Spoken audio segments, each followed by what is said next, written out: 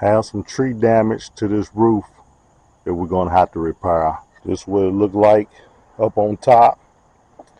We've been had a lot of rain and it caused some trees to fall and damage the roof right here. If you looked at any of my videos, I'm over here at my brother's house, the same house that you saw me cut the tree off the power line. A few tools is needed. Get your hammer, pry bar, and a couple of main tools you're gonna need. When you start taking your shingles out, you're gonna take them off so you be able to weave them back in. I see a lot of people, first of all, they don't know how to put shingles on to start with, and they just start replacing them right here, but you need to be able to weave them back and forth. So when I take these shingles off, I'm gonna take them off to a point to where I can pick up where I'm at and just from here back and weave them in. Point where I can show y'all how to start tearing it out the proper way. A lot of people tear stuff out, but you need to tear it out of a way where you can weave it back in. So I got this one, then you come back to the next one right here. You see, when I look at this, I'm gonna tear this one out and join to this one right here.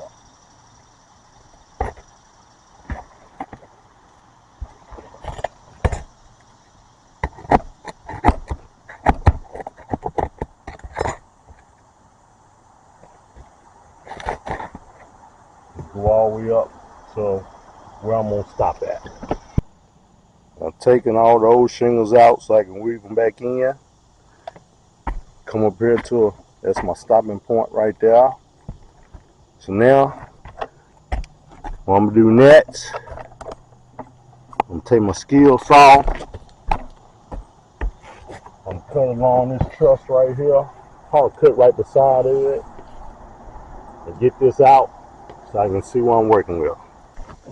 Got me a straight edge, marked it alongside that truss right there.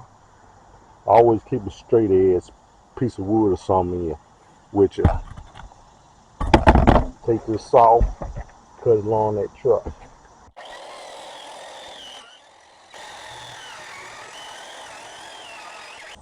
Got that board, that OSB board cut out. See what I'm working with? See, this been stretched right here. Pull that up and probably brace that some kind of way. Since we cut along this joist right here, probably skim it with a 2x4 or something so I have something to nail back to. What we did, you see that stick right there? My bro was on a ladder and he took that stick and pushed up under here. I took the nail gun and nailed the board down to help raise it back up. Now I'm gonna try to brace it. A little change of plans. I was gonna put a 2x4 all the way across here and skim it, have something there too, but and ideally that's what you want to do, is put your 2x4 and skim it here, maybe put one on this side, brace it up, but you know, sometimes you gotta work with what you got. That's what the channel's about. So we had some scrap 2x4s, so while my brother was pushing up on it from the outside, I cut and put braces crossways every so many feet, every so often. I don't know, it's probably about every 18, 20 inches or so. And then other scrap pieces, I nailed these right here to have something to nail to. So now we're just gonna nail our board back in place. Put the board back in place, nail it on our braces.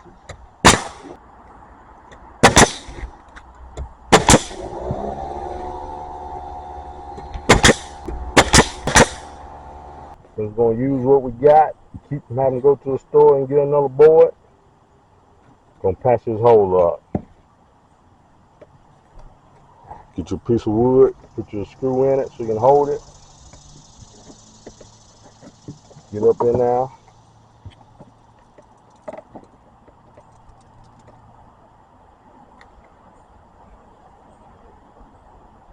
Screw this in there. The same way. Pack sheetrock the same way. Hold that screw. Screw it down. Draw that wood up to it. Put your screw on the other side.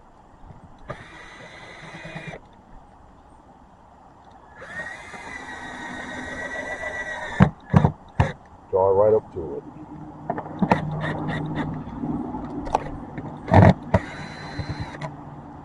Go back, put some tar in there and fill that hole in. Tar.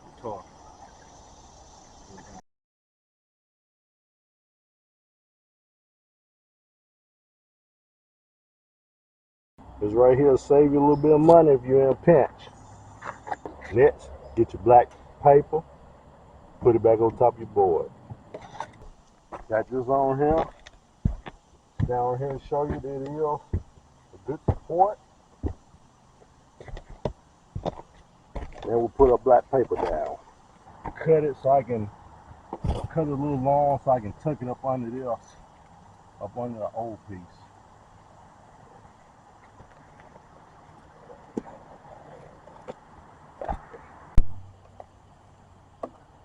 Got the black paper, got it overlapped and tucked up under the old. Get you some button, what we call button caps. Nail your black paper down.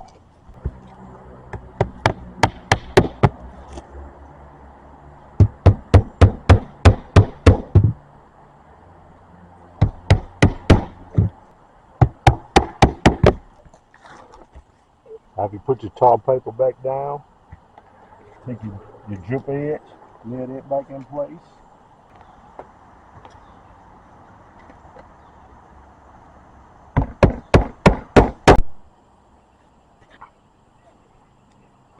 Got the drip edge, nail back down. Got this fascia that was hanging off, this fascia board, got that back in place. Now, nail the shingles down, weave them back in place. Now we're going to put the shingles back. The color's a little off, but these some I had laying around. Remember I tell you how to pull it back so you can weave it back in?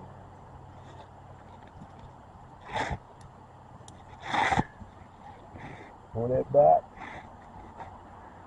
put it in place. You put shingles, these tabs right here, you can be right at the top of that tab, and you can measure all the rest on. It's about 5 inches, 5 1/16 or so.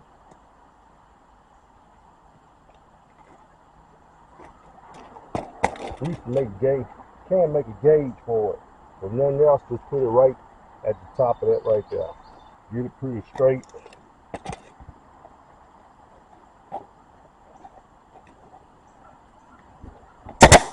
I got a nail gun because I try to do stuff easy as much as I can. Get it straight.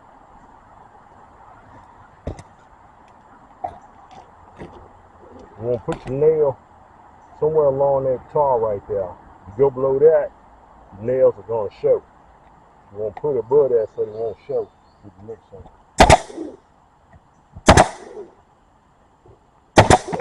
Normally when you put shingles for the first time, you got a starter strip. You put a bottom along the edge, which some people do. We just don't have a starter strip going up there, so we go with how it is. Put the next piece on the next row, and it's going to butt right up to there. You can cut that off, measure and cut it now, or go back later and cut it off after you put it in place. Kind of put it in place, around 5 inches, 5 1/16. Make sure it's straight. Kind of gauge it. Nail it down.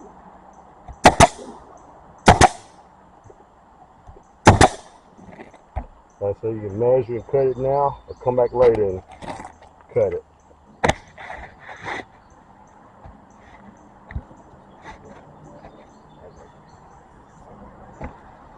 cut that overhang off, just use your knife, box knife. If you need to, get you a straight edge. I'm just kind of eyeballing it.